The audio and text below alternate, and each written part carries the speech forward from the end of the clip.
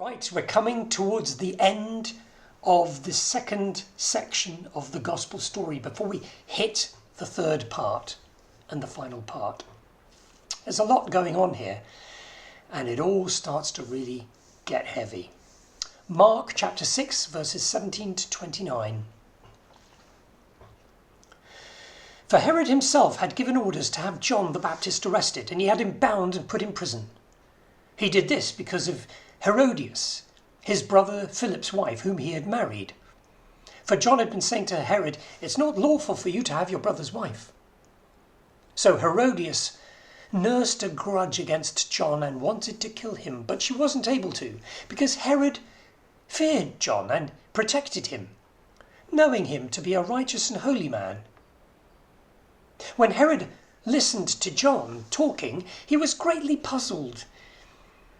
Yet he liked to listen to him. Finally, the opportune time came. On his birthday, Herod gave a banquet for his high officials and military commanders and the leading men of Galilee. When the daughter of Herodias came in and danced, she pleased Herod and his dinner guests. The king said to the girl, "Ask me for anything you want, and I'll give it to you." And he promised her with an oath, "Whatever you ask for, I will give you, up to half my kingdom." She went out and said to her mother, "What am I going to ask for?" "The head of John the Baptist," Herodias answered. At once the girl hurried back into the king with a request. "I want you to give me right now the head of John the Baptist on a platter." Oh. The king was greatly distressed. But because of the oath he had given and because of all the dinner guests, he didn't want to refuse her. So immediately he sent an executioner with orders to bring John's head. The man went, beheaded John in prison, and brought back his head on a plate. He presented it to the girl, and she gave the head to her mother.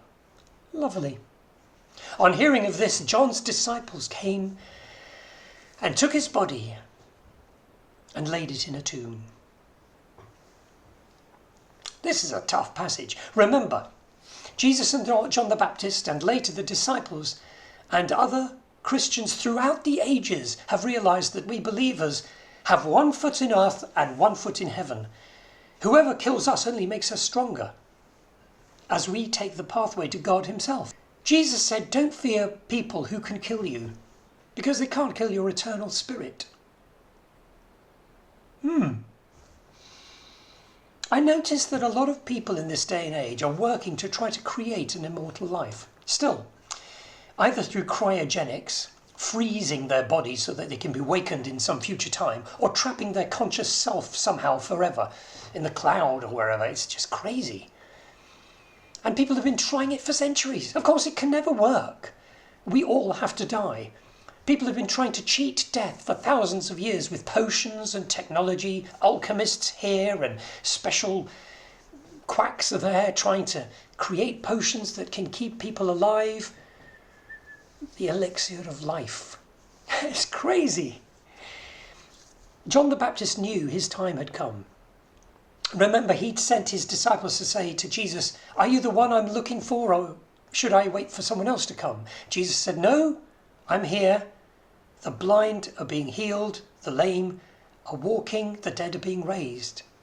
At that point, John would have known his time was over, and I guess he was expecting to die.